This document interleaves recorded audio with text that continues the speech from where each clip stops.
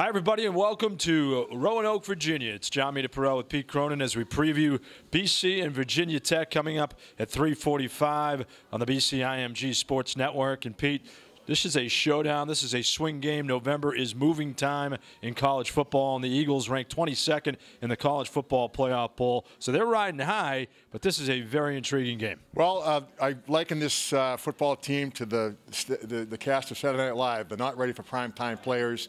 They showed they weren't ready for primetime at Purdue. The question is now they're back in primetime against a good opponent on the road, an opportunity to advance in the rankings and really position themselves for a big football game next week against Clemson. But you got to get past the Hokies.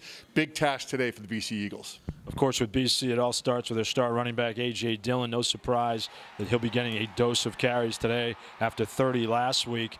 Bud Foster has a defense that has been embattled this year. It's not the regular Virginia Tech defense. What will the BC offense see? Well, two things you got to look at. Number one is macro statistics at this point matter. You're in the last third of the season. Teams are what they are, and what you got to look at for Boston College offensively, they're generating 445 yards a game. Unlike typical Virginia Tech defenses, they're giving up 425 yards a game. So that advantaged Boston College. However, if you look at the victories, the 4 wins for Virginia Tech, they've given up 108 yards on the ground. But if you look at Boston College, A.J. Dillon averaging 143 yards a game. So you've got strength against strength and weakness against weakness. So this is really going to be interesting how this game pans out. The Eagles have had an opportunistic defense this year, tied for the nation lead in interceptions. Hamp Shevers has 5 to lead the unit. How do they create more turnovers today? Well, I think what they have to do is one-dimensionalize Virginia Tech. Peoples, their running back, is probably their best offensive player, and they say he might be the best athlete on the field.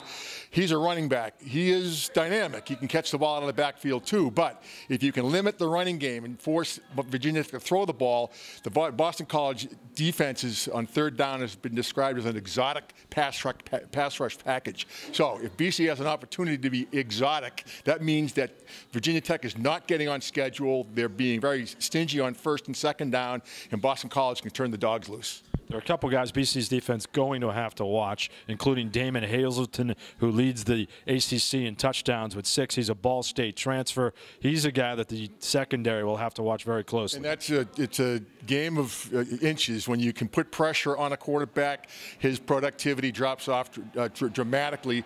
Well, the question is, can they put pressure on the quarterback? They've shown that they can, but again, it gets back to putting them into those situations.